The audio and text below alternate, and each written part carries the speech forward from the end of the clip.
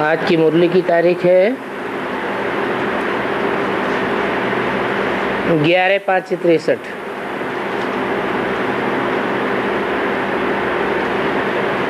Record चला है आज अंधेरे में है हम इंसान।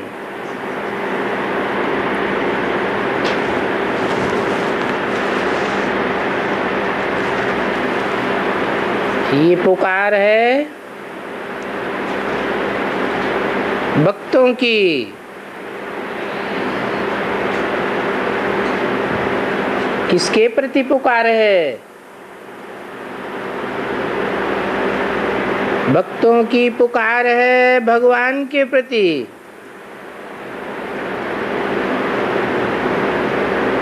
कि हे भगवान, हे ज्ञान सूर्य, आकर के हमको ज्ञान का प्रकाश दो। क्योंकि ज्ञान सूर्य भी कहते हैं ना,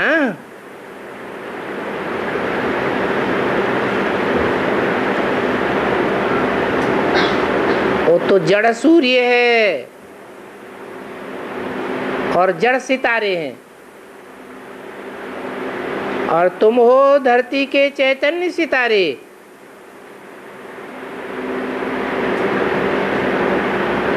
तो तुम्हारा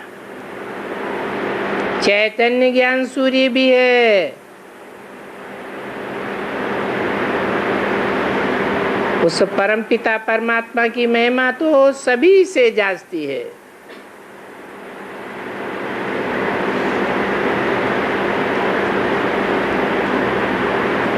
महिमा तब गाई जाती है जब कोई महिमा का काम किया हो।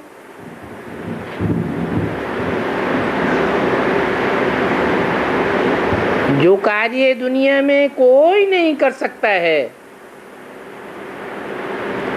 वो काम भगवान करके जाता है। ऐसा क्या काम करते हैं? इस घोर अंधियारे को सोझरा बनाए देते हैं।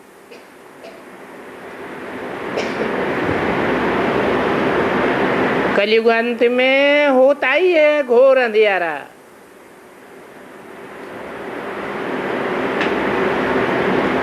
और ये तो गाया हुआ भी है, ब्रह्मा का दिन ब्रह्मा की रात।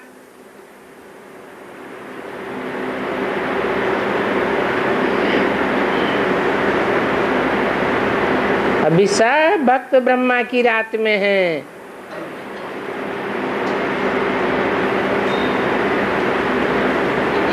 तो जिस ब्रह्मा की रात में है, वो कौन सा ब्रह्मा है? जिसमें भगवान आते हैं उसका नाम तो ब्रह्मा रखते हैं।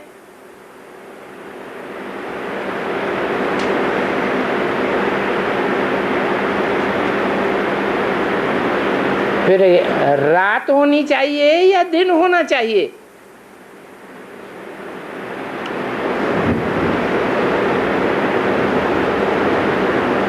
परंतु भक्तों की समझ में नहीं आता है। ये मनुष्य नहीं समझते हैं कौन सा ब्रह्मा।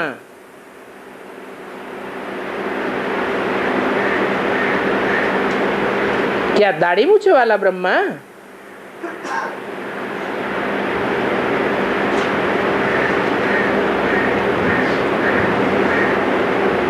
विष्णु और शंकर को तो दाढ़ी मूछ नहीं दिखाते हैं। कहीं कहीं शंकर को दाढ़ी मूछ दिखाते भी हैं।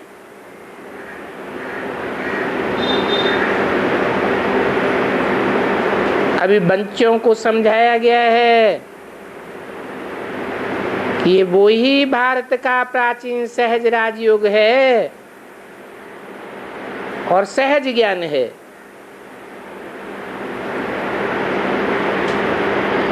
जो भगवान ने आकर के दिया था।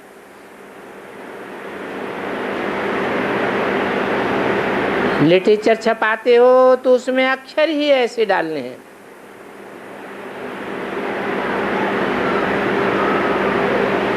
प्राचीन भारत का प्रायः लोप हुआ सहज राजयोग और षष्ठ चक्र के आदि मध्य अंत का ज्ञान है। उसका नाम है सहज राजयोग। अब बुद्धि का योग उस परमपिता परमात्मा के साथ लगाना है।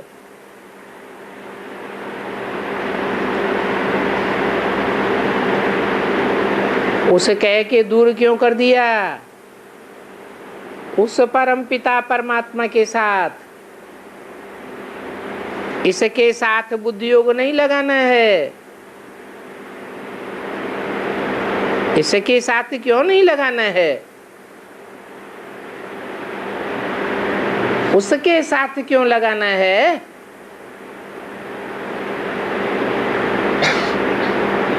इसके साथ लगावेंगे तो ब्रह्मा की रात में रहेंगे क्या?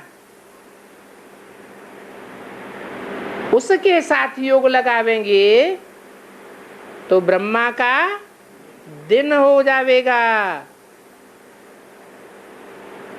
इसलिए पूछा कि कौन सा ब्रह्मा? जो ब्रह्मा की रात गाई हुई है, ब्रह्मा का दिन गाया हुआ है।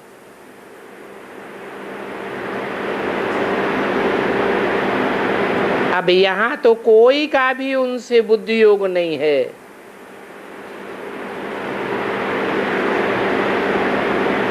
घड़ी घड़ी माया बुद्धि योग तोड़ देती है, अनिश्चय बुद्धि बनाई देती है। अर्थात अपने पारलौकिक परम धाम में रहने वाले बाप के साथ योग नहीं है। योग माने लगाव नहीं है। लगाव नहीं है अर्थात नास्तिक है।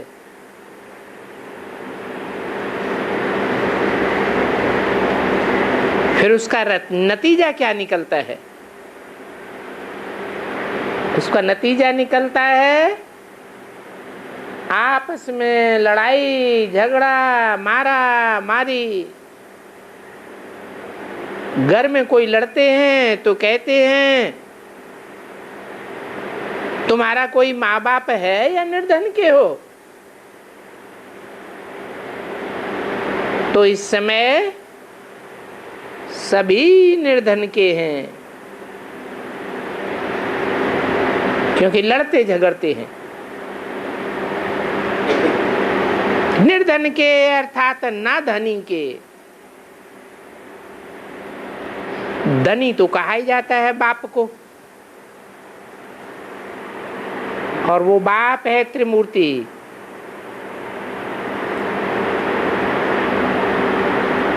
धनी अर्थात richest in the world।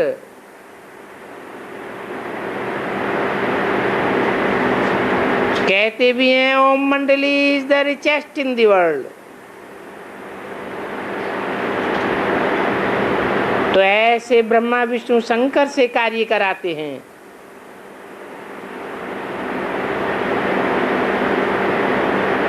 वो कार्य कराते हैं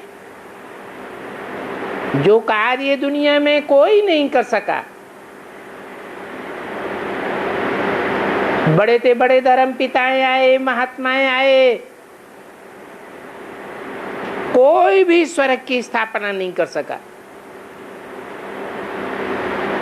आए और चले गए और दुनिया नरक ही बनती गई।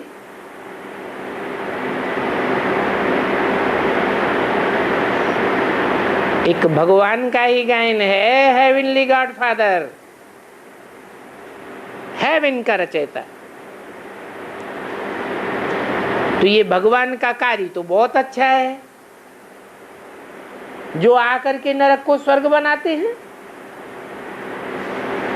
और बाप बेहद का बाप है, जरूर बेहद का अच्छा कार्य ही करेंगे। अच्छा कार्य करेंगे तो फिर विनाश क्यों कराते हैं? अच्छा कार्य ही करके चले जावे।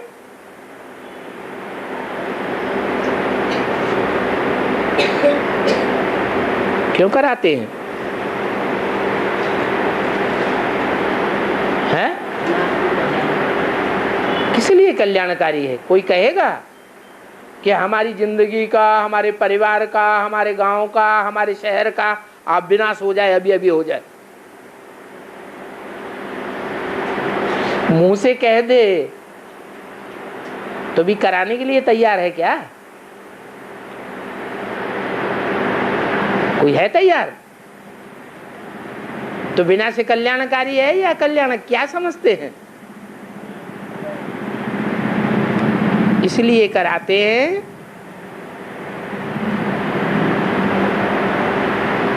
कि स्वर्ग में रहने वालों की संख्या बहुत कम होती है और नारकीय जीवनों की संख्या बहुत ज्यादा होती है। जैसे नाली के कीड़े को निकाल करके साफ सुथरी जगह में रख दो तो वो सुखी हो जाएंगे या बिलबिला के मर जाएंगे? हैं? बिलबिला के मर जाएंगे। उन नारकीय कीड़ों को नारक की दुनिया में ही अच्छा लगता है।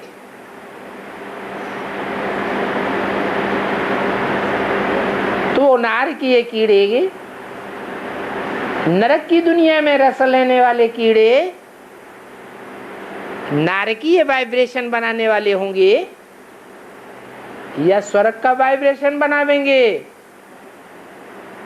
हैं? नरक का ही वाइब्रेशन बनावेंगे। और फिर उनकी तादाद कम है या ज्यादा है? उनकी बहुत तादाद है। तो जब तक उनका विनाश नहीं होगा तब तक इस दुनिया का वायुमंडल वाइब्रेशन सुधरने वाला नहीं है। बल नरक की दुनिया में स्वर्ग की स्थापना कर देता हूं, नरक की दुनिया में आकर के स्वर्ग का वर्षा देता हूं, परंतु वो वर्षा संसार में प्रत्यक्ष नहीं हो सकता। कब तक नहीं प्रत्यक्ष हो सकता? जब तक ये नारकीय जीवनों की इतनी बड़ी दुनिया का विनाश न हो जाए। इनका विनाश होगा तब ही वाइब्रेशन सुधरेंगे, दुनिया का वायुमंडल सुधरेगा। जब दुनिया का वायुमंडल सुधरेगा तो प्रकृति के 5 तत्व भी सुधरने लगेंगे। नहीं तो प्रकृति का परिवर्तन नहीं होने वाला है।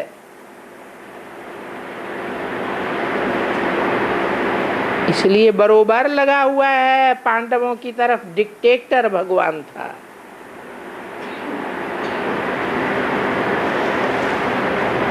ये डिक्टेटरशिप अच्छी बात है या खराब बात है?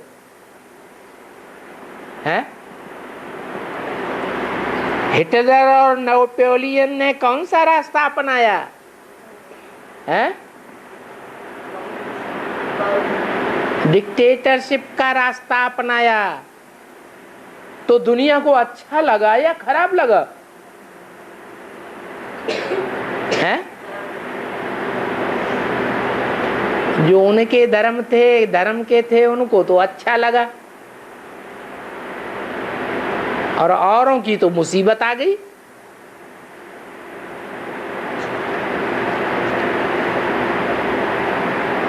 परंतु बाप समझाते हैं ये कृष्ण तो डिक्टेटर नहीं हो सकता,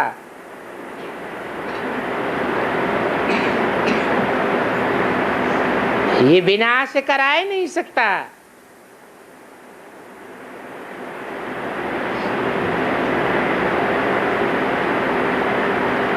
भगवान तो तब कहा जाएगा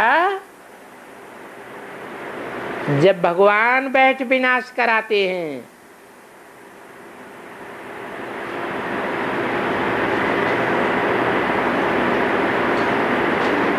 कहते भी हैं बिनु भय हो न प्रीति गुसाई। अब कृष्ण तो देवता है, देवता का देवताई स्वभाव होगा या विनाश करावेगा है? वो तो देवताई स्वभाव का होगा, विनाश कैसे करावेंगे?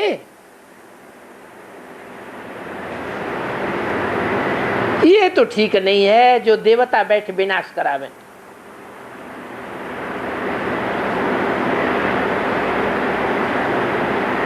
अच्छा,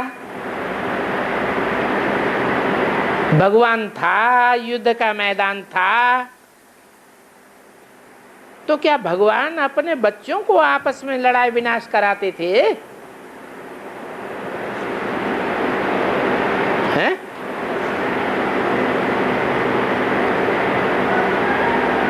अपने बच्चों को बैठ लड़ाते थे, विनाश कराते थे?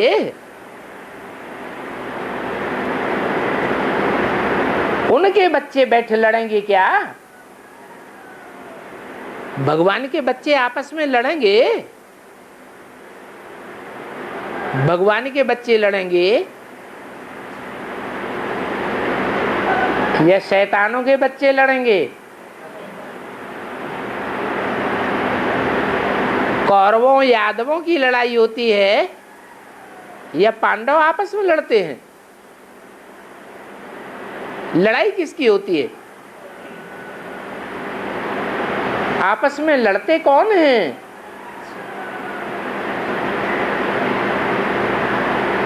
कौरव और यवनों की लड़ाई है। भगवान बाप के बच्चे लड़ाई नहीं लड़ते हैं। अगर भगवान के बच्चे आपस में लड़ाई लड़ें तो ये भी भगवान के ऊपर कलंक हो गया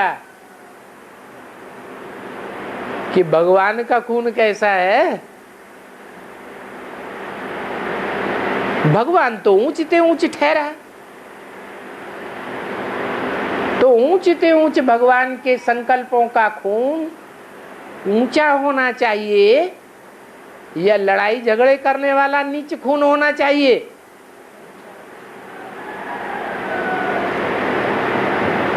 तो भगवान के ऊपर कलंक नहीं लग सकता। ऐसे थे तो भाई भाई पांडव और कौरव, परंतु पांडव थे पंडे की औलाद और कौरव थे कुरु की औलाद। पंडा कहा जाता है जो रास्ता बतावे,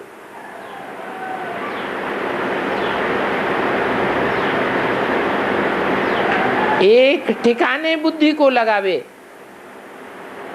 ठिकाना बतावे कहाँ जाना है, कौन सा ऊंचते ऊंच ठिकाना है जिस ऊंच ठिकाने पर पहुंच करके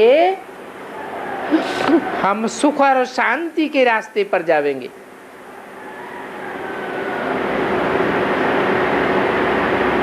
गुरु उनको कहा जाता है जो समझते हैं हम करने वाले हैं। अहंकार आ जाता है,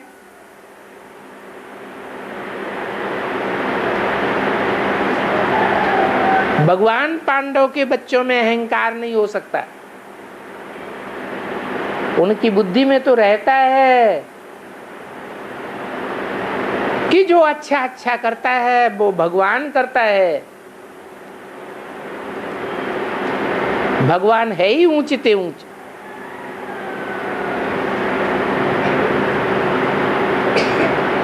तो मैं करूंगा, मैं स्वर्ग बनाऊंगा, ऐसी भावना रखने वालों को कुरु कहा जाता है और उनकी औलाद को कौरव कहा जाता है।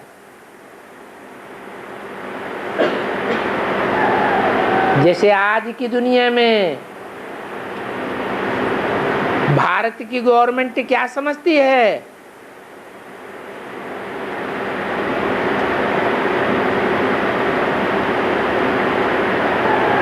गांधी जी की औलाद क्या समझते हैं कि हम भारत को स्वर्ग बनाएंगे? गांधी जी भी क्या समझते थे? हम क्या लाएंगे? राम राज्य लाएंगे। अब गांधी भगवान था क्या? अच्छा, वेद का गांधी भगवान था क्या? लेकिन अहंकार क्या था? हम स्वर्ग लाएंगे। तो उनको कहेंगे कौरव संप्रदाय, हम करेंगे।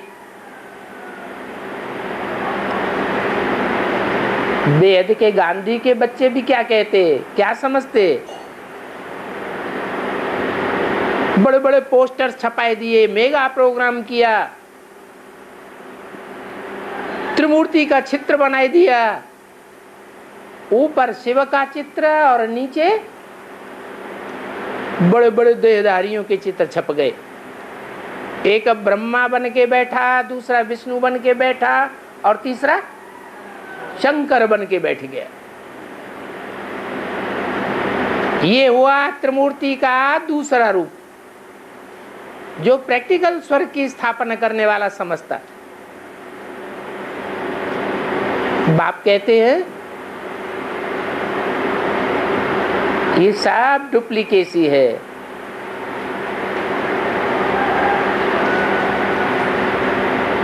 न कृष्ण भगवान हो सकता और न कृष्ण की औलाद भगवान हो सकती।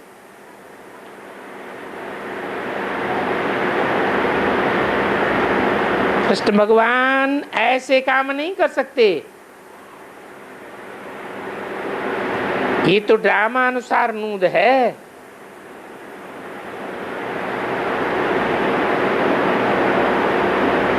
तो कहते हैं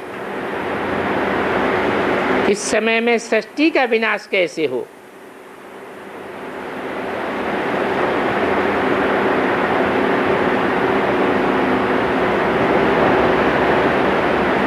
हिस्ट्री में 2500 वर्ष में कभी ऐसा नहीं हुआ कि ऐसे खतरनाक हथियार निकाले गए हों जो दुनिया का विनाश कराए देवे। ये तो जब भगवान आते हैं, स्थापना का काम कराते हैं नई दुनिया का, तभी विनाश का सामान भी इकट्ठा होता है। ये ड्रामा में नूद है, एक तरफ स्थापना और दूसरी तरफ विनाश। तो जो साइंस से मूसल निकाले हैं, मिसाइल्स कहो, मूसल कहो, वो अपने ही कुल का विनाश कराते हैं। महाभारत में भी लिखा हुआ है यादवों के पेट में से मूसल निकले और उन मूसलों से उन्होंने अपने कुल का विनाश कराई दिया। ये ड्रामा में उन यादवों का पार्ट नुदा हुआ है जो उनके बुद्धि रूपी पेट से मूसल निकलते हैं, मिसाइल्स निकलते हैं और घर बैठे सारी दुनिया का विनाश कराने के निमित्त बनते हैं।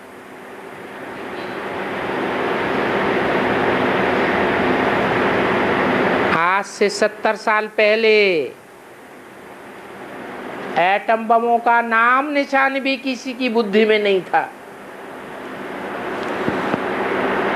कि ऐसा भी कोई हथियार हो सकता है जो सारी दुनिया का विनाश कर दे। 70 साल पहले भगवान भी नहीं था।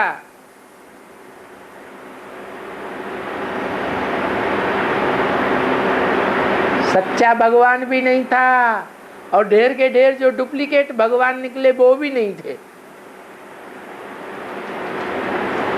जब सच्चा निकलता है तो डुप्लीकेट भी निकलते हैं।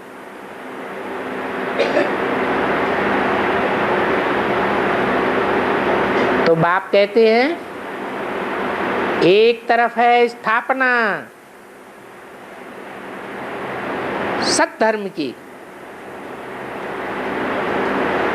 और दूसरी तरफ है असत धर्मों का विनाश।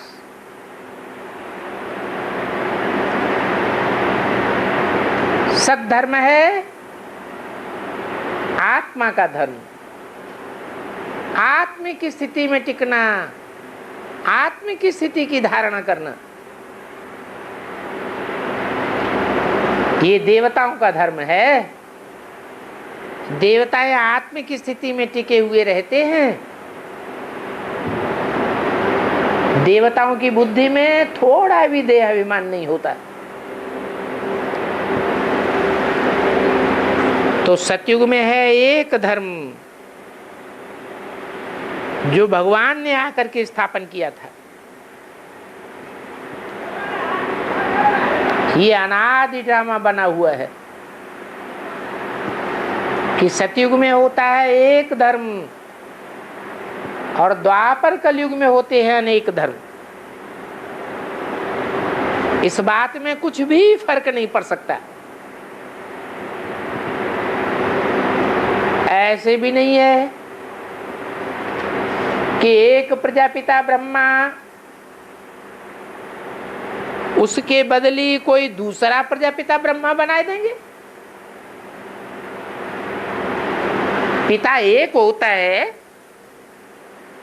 या दो होते हैं? दूसरा होगा भी तो असली होगा या डुप्लीकेट होगा? बाप तो एक ही होता है। तो ये बना बनाया ड्रामा है। इस ड्रामा में सबका पार्ट मुद्दा हुआ है।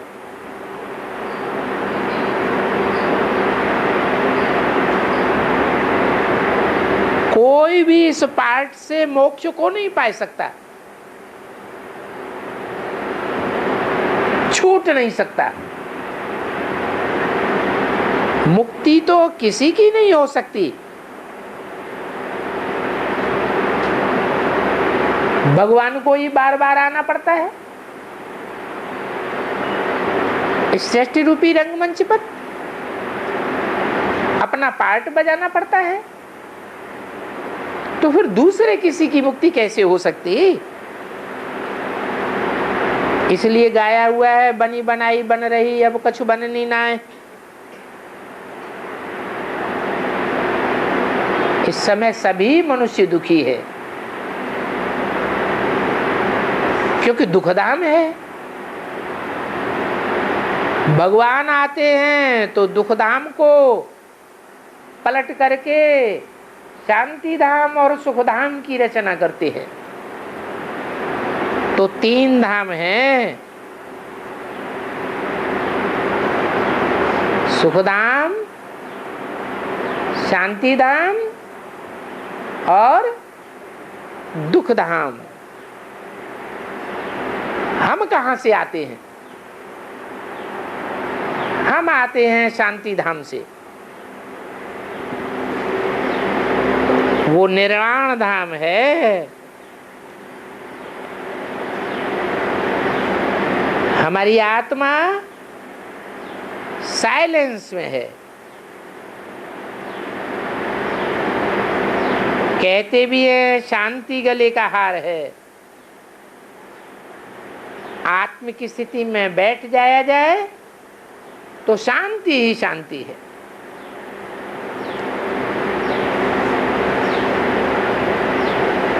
आत्मा को भूले, देह भान में आए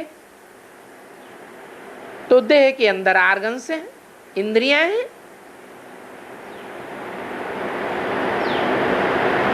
इंद्रियों से वाणी आदि चलाई जाती है। जब वाणी चलती है तो निर्वाण धाम कैसे कहेंगे?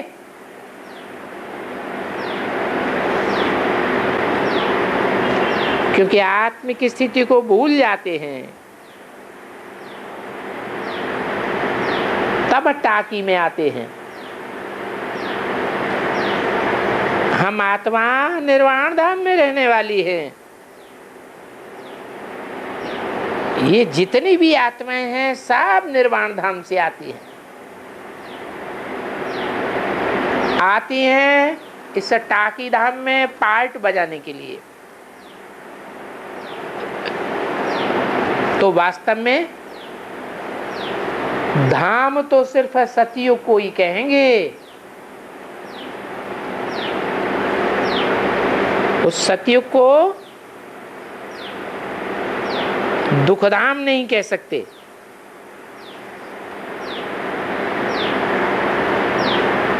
क्योंकि धाम अक्षर तो उत्तम अक्षर है, परंतु मिलाने के लिए ऐसे कह देते हैं।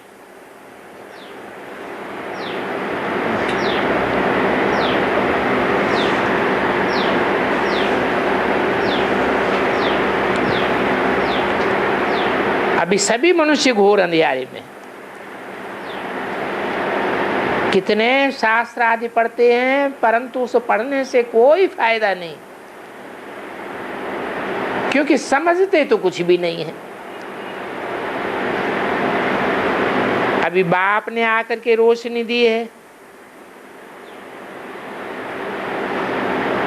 हम इंसानों को, तो अब समझते हैं कि हम अभी तक वेस्ट ऑफ टाइम, मनी और एनर्जी करते आए।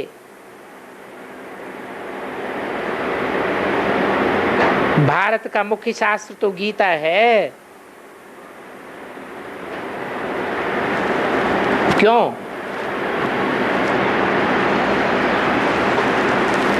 मुख्य शास्त्र और सर्वोत्तम शास्त्र गीता क्यों है?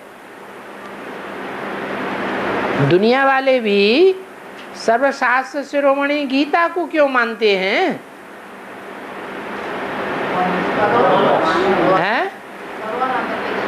हाँ, क्योंकि कि गीता में ही है भगवान वाच, और दूसरे कोई भी शास्त्र में नहीं है भगवान वाच। भगवान ने आकर के जो सुनाया उसका नाम पड़ा गीता ज्ञान, ज्ञान का गीत। तो भारत का मुख्य शास्त्र गीता है। भारत का मुखिया है ही मुख्य भगवान। हम भी विद्वान थे, शास्त्र आदि पढ़ते थे, परंतु आप समझते हैं कि हम तो पूरे हज्जाम थे।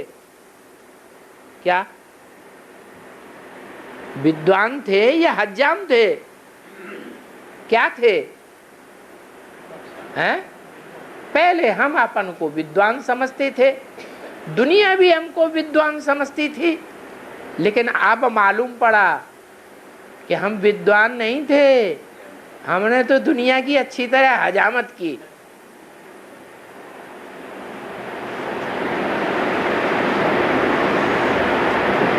दुनिया वालों से खूब मान मर्तबा लिया।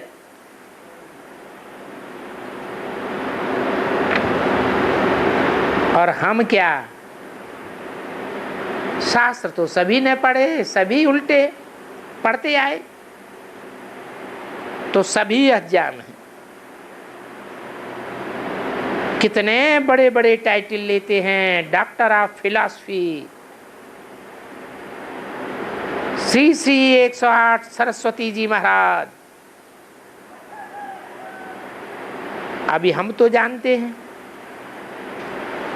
कि सरस्वती तो ब्रह्मा की मुखवंशावली थी।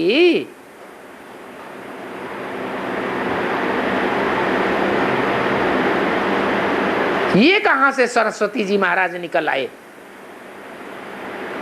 सरस्वती किसका नाम है शास्त्रों में?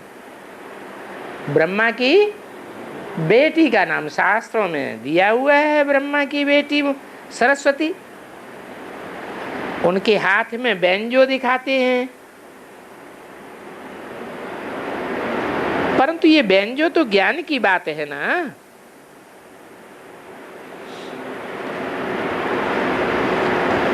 क्या ज्ञान की बात है? हैं? बैंजो में क्या होता है?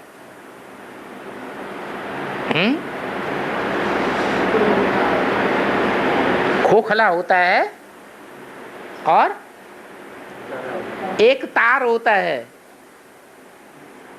उसका नाम है एक तारा। कहते भी हैं एक तारा बोले,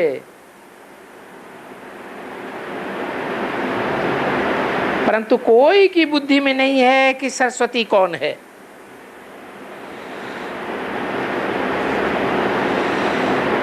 फिर उनको 6 और 8 भुजाएं दे देते हैं।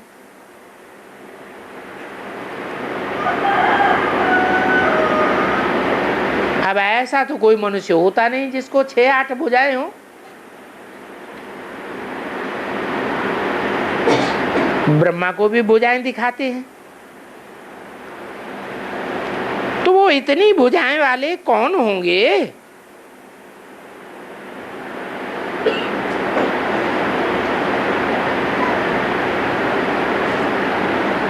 भुजा का मतलब ही है सहयोगी, मददगार।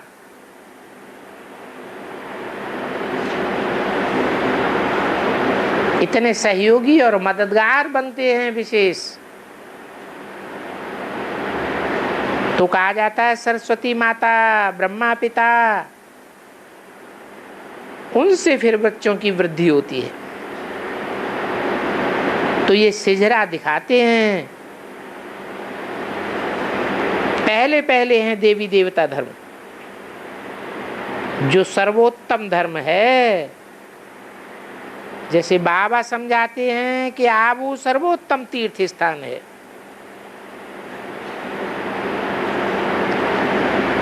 सारी सृष्टि में सर्वोत्तम तीर्थ स्थान है। क्यों? इस सर्वोत्तम तीर्थ स्थान से क्या कनेक्शन?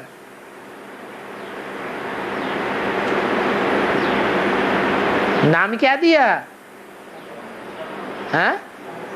माउंट आबू। दुनिया की जितनी बदबू भरी हुई आत्माएं हैं, बहुत पतित से पतित आत्माएं हैं, जिनका अंबार लग जाता है तो बन जाता है पहाड़।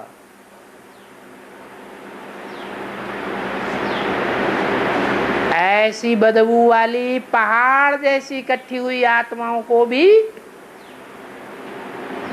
भगवान आकर क्या बनाते हैं? पतित से पावन बनाए देते हैं। इसलिए ये सर्वोत्तम तीर्थ स्थान है।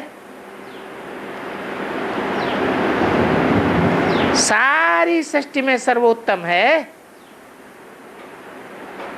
क्योंकि यहाँ शिव बाबा, ब्रह्मा सरस्वती और तुम बच्चे बैठे हो।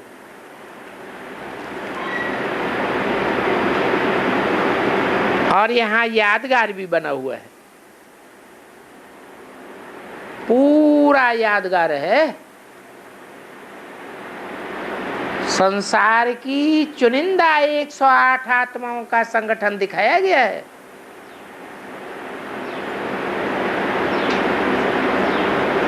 जो संसार में बिखरे हुए बच्चे हैं, उनको भगवान बाप आकर के संगठित करते हैं। तो शिव बाबा तो है ऊंच ते ऊंच,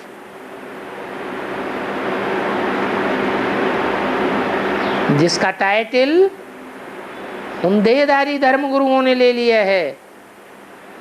श्री श्री 108 कहलाते हैं, परंतु दुनिया की 108 श्रेष्ठ आत्माओं का संगठन तो नहीं बना सकते।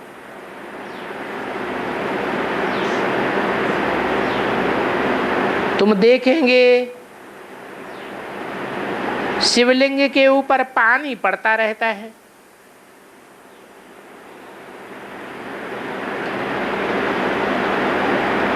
और देवताओं के ऊपर तो पानी नहीं डालते हैं। क्या कारण है? शिवलिंग के ऊपर बूंद बूंद करके पानी पड़ता है ना, जहां जहां शिवलिंग स्थापन होगा वहां वहां बूंद बूंद पानी डालते हैं, परंतु देवताओं के ऊपर तो पानी नहीं गिरता है। ये किस बात की यादगार है? जरूर है, मुकर्रर रूप से परमात्मा जिस तन में आते हैं उस एक तन में ही ज्ञान की बूंदें पड़ती रहती हैं और मनन चिंतन मंथन चलता रहता है, नई नई ज्ञान के पॉइंट्स निकलते रहते हैं। और देवताओं के लिए ये बात नहीं दिखाई गई है। अगर ये बात औरों को भी दिखाई जाए तो क्या गड़बड़ हो जाएगा? हाँ, तो भगवान सर्वव्यापी साबित हो जाएगा, परंतु ऐसा है नहीं। भगवान तो एक व्यापी होकर के आते हैं, अनेक व्यापी होकर नहीं आते हैं। शिवलिंग के ऊपर एक बर्तन रखा हुआ है ना। हाँ, बुद्धि रूपी। बुद्धिमानों की बुद्धि कौन है? अरे बुद्धि रूपी बड़े से बड़ा घड़ा कौन है? कौन है? जोर से नहीं बोलेगा, उसको भूल जाता है।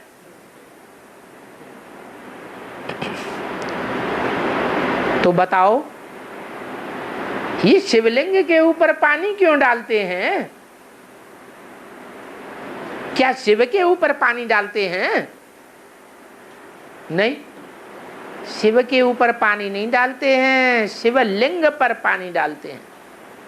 तो लिंग किसकी यादगार है? जरूर शिव ज्योति बिंदु जिस तन में प्रवेश करते हैं 100% प्रवेशता जब साबित होती है तो उस तन की ऐसी स्टेज बन जाती है कि जैसे इंद्रियां होते हुए भी इंद्रियां हैं ही नहीं, इंद्रियों से काम करते हुए भी इंद्रियों का फल पाप और पुण्य उसको लगता ही नहीं। पाप और पुण्य से परे की स्टेज हो जाती है। तो बाप कहते हैं मैं आता ही हूं तुम बच्चों को नंबरवार आप समान बनाने के लिए। अर्थात जैसे मैं निराकारी निर्विकारी निरहंकारी हूं, ऐसे तुम बच्चों को भी नंबरवार निराकारी निर्विकारी निरहंकारी बनाता हूं। तो एक बेहद के बाप ने आकर के ज्ञानामृत की वर्षा की है। ज्ञान की वर्षा की है कि ज्ञानामृत की वर्षा की है? हैं? काय की वर्षा की है? हाँ, फिर ज्ञान की वर्षा किसके ऊपर की है? अगर शंकर पर दिखाते हैं कि ज्ञानामृत की वर्षा की है, तीसरा नेत्र दिखाते हैं, तो फिर ज्ञानामृत में और ज्ञान में कोई अंतर है क्या? है?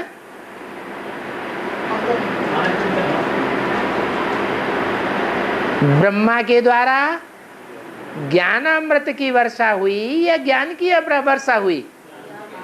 ज्ञान की वर्षा हुई, उसे ज्ञानामृत नहीं कहेंगे,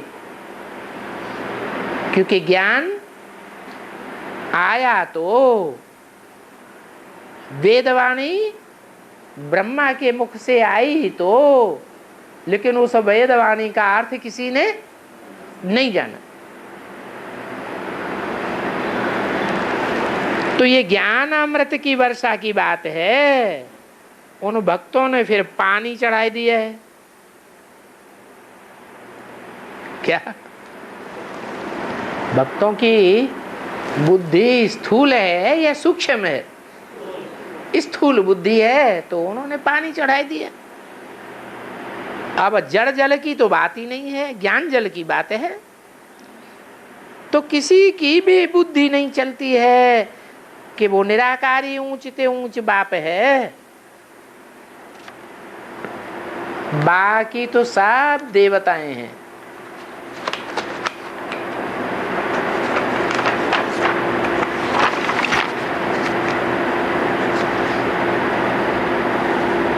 वो परम धाम में रहने वाला निराकार कौन है?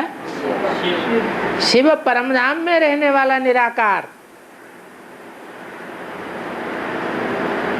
वो सदैव निराकार ज्योति बिंदु, उसकी बिंदी का ही नाम शिव है। फिर उन शिव की पूजा क्यों की जाती है? पूजा साकार की जाती है या बिंदी की जाती है? हैं? फिर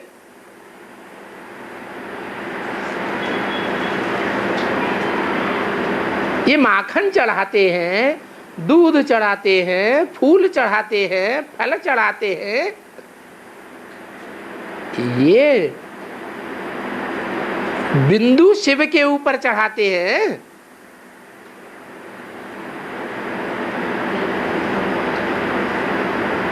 शिव के ऊपर चढ़ाते हैं, किसके ऊपर चढ़ाते हैं?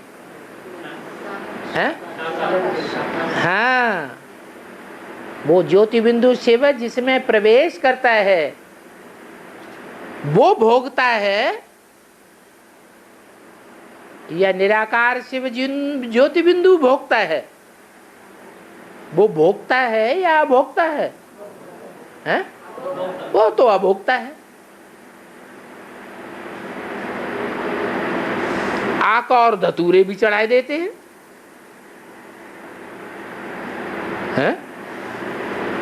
ये कैसा भोगता है जो आक और धतूरे भी खा जाता है? हैं?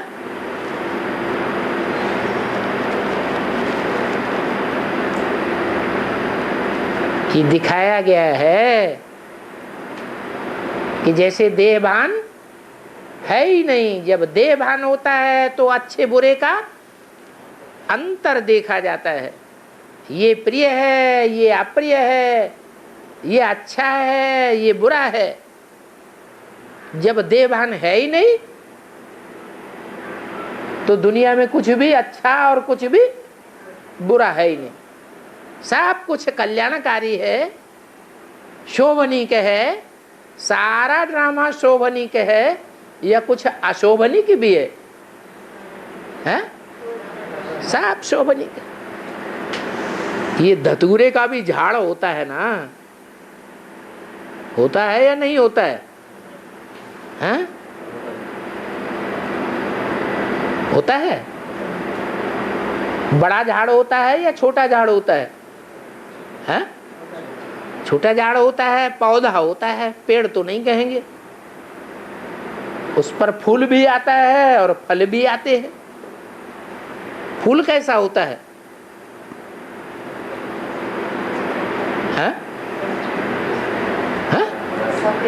अरे लंबे छेद वाला फूल होता है ना, उसमें छेद जो होता है वो लंबा चौड़ा होता है, या फूल अन्य फूल जो छोटे छोटे हैं उनकी तरह होता है? हैं? लंबा, जैसे कि कोई गुफा हो। और फिर फल भी होता है, उससे जो फल निकलता है, फूल से निकलता है कि नहीं फल? पहले फूल होता है, बाद में फल होता है। और उससे जो फूल निकलता है, फूल से जो फल निकलता है, दुखदाई कांटे वाला निकलता है या सुखदाई निकलता है? हैं? क्यों दुखदाई क्यों? अरे छोटा फूल होगा उससे फल निकलेगा, और बड़ा फूल होगा उससे फल निकलेगा। बड़े फूल से दुखदाई क्यों, छोटे फूल से सुखदाई क्यों?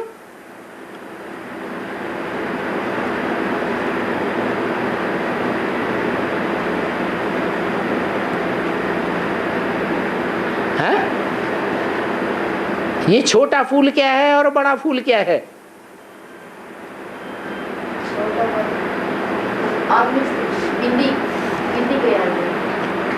कन्याओं का शरीर है छोटा फूल, उससे जो पहलौटी का बच्चा पैदा होता है उसे राजा बनाया जाता है। सुखदाई सतो प्रधान बच्चा होता है। बच्चों में बड़ल्ला बच्चा होता है, बाप समान होता है, या छोटा बच्चा होता है? बाप समान बड़ा बच्चा समझदार होता है ना, तब तो बड़े बच्चे को राजाई दी जाती है। सात्विकता से पैदा हुआ। कैसे पैदा हुआ? सात्विक स्टेज से पैदा होता है। फिर जो अंतिम बच्चा पैदा होता है, सांसारिक दृष्टि से, बेहद की दृष्टि में छोटे से छोटा धर्म कौन सा है? नास्तिक धर्म, आर्य समाज। ये सुखदाई है कि दुखदाई है? जितना छोटा उतना खोटा, ये नियम है। और भगवान के बिल्कुल नजदीक बैठा हुआ है झाड़ में। माँ बाप उसको बहुत प्यार करते हैं, और जितना ज्यादा प्यार लेता है उतना ज्यादा क्या होता है? अरे सब बच्चे हैं तो सबको बराबर प्यार मिलना चाहिए, या माँ बाप से अंतर होना चाहिए? हैं? लेकिन अंतर तो होता है। छोटे बच्चे को बहुत प्यार मिलता है, तो कारण क्या है?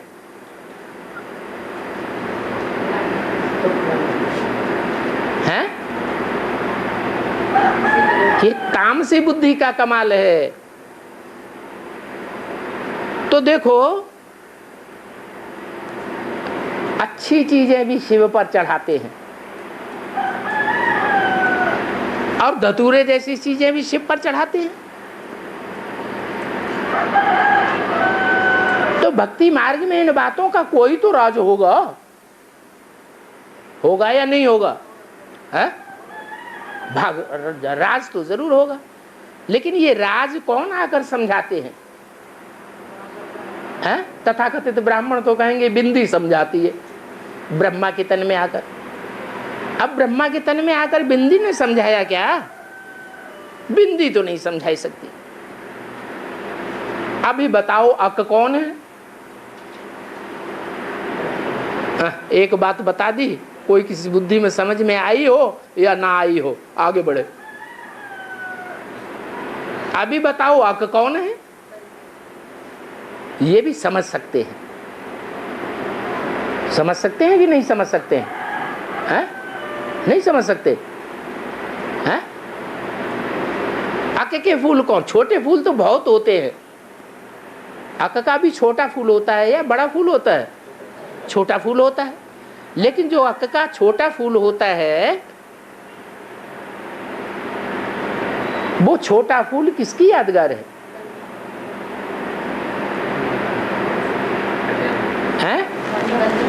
हाँ, उन कन्याओं की यादगार है जो अर्पण तो होती है, लेकिन कन्या बन करके नहीं आती हैं। पहले ही समाज उनको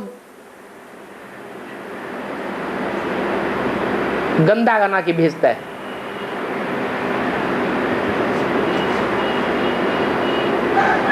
आज के समाज में जो परंपरा प्रचलित है कि सन्यासी भी जब देवियों की पूजा करते हैं तो नौ दुर्गा के दिनों में जिन कन्याओं की पूजा करते हैं, खिलाते हैं, पिलाते हैं, तो कम उम्र की कन्याओं को चुनते हैं या बड़ी बड़ी 15-16 साल की, 18 साल की कन्याओं को चुनते हैं? क्यों? क्योंकि जितनी छोटी कन्या होगी उतनी लोगों की नजर उस पर कम जाएगी। ये समाज इतना दूषित होता जाता है, और जितनी ज्यादा उम्र की कन्या होगी, नौजवान होती जाएगी, तो समाज के लोगों की नजर उसके ऊपर जास्ती गंदी पड़ती है। तो बताया कि अक कौन है? जो शिव पर अर्पण तो होते हैं, परंतु गंदे समाज की देन हैं तो कन्याएं, छोटे फूल हैं। तो ये ज्ञान का बगीचा है बाबा का। बाप तो बागवान है, बगीचे का बाप बागवान है। तो ये बागवान अक के फूल क्यों लगाता है? धतूरे के फूल क्यों लगाता है? लगाता है या लगे लगाए अर्पण होते हैं? हैं? तो लगे लगाए अर्पण। उसने ये बगीचा बनाया है जिसमें सब प्रकार के फूल हैं। उस बगीचे में ज्ञान गुलाबी फूल भी हैं। क्या? जिन फूलों का रंग एकदम गुलाबी, भारतीय गुलाब है। विदेशी गुलाब भी होते हैं कि नहीं? हैं? क्या अंतर होता है विदेशी गुलाबों में और भारतीय गुलाबों में? हैं? उनमें सुगंध आती है भारतीय गुलाब में, और विदेशी गुलाब में सुगंध नहीं आती है। देखने में हैं? देखने में विदेशी गुलाब बड़े सुंदर दिखाई पड़ते हैं। भारतीय गुलाब देखने में उतना सुंदर देखने में नहीं आएगा, चमक दमक वाला, लेकिन खुशबू का अंतर पड़ जाता है। ये काई की खुशबू है? कि किस बात की खुशबू है? नहीं, प्योरिटी की खुशबू है। लक्ष्मी है भारतीय गुलाब। लक्ष्मी कौन सा गुलाब है? भारतीय गुलाब है। प्योरिटी की खुशबू भरी हुई है। मोतिया और चंपा के भी फूल हैं।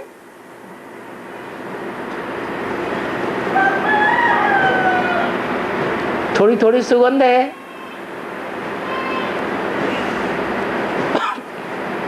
तो बच्चे समझ सकते हैं कि जो पूरी पढ़ाई नहीं पढ़ते हैं वो हैं अक के फूल।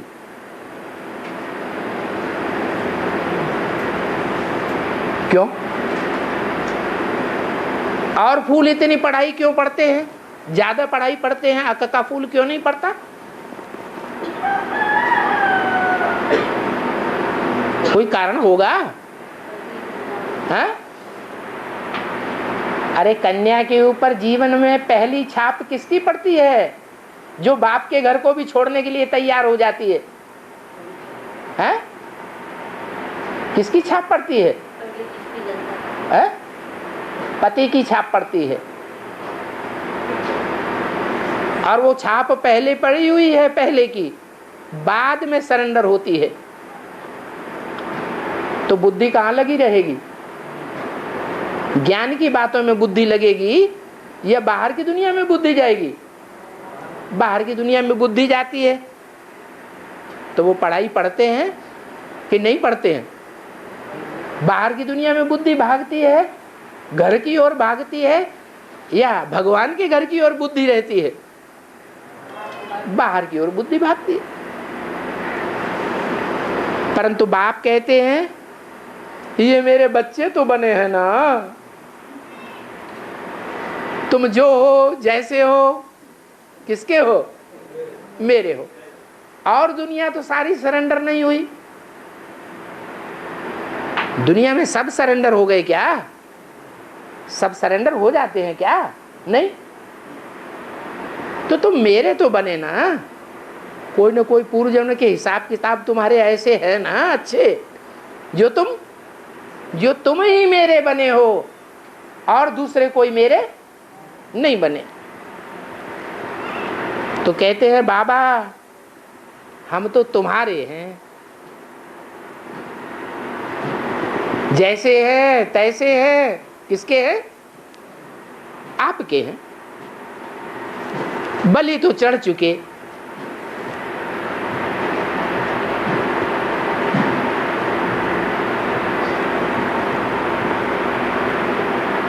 तो नाम पड़े हुए हैं। नाम का आधार क्या होता है? काम के आधार पर नाम पड़े हुए हैं। ये संगम युग की यादगारें हैं।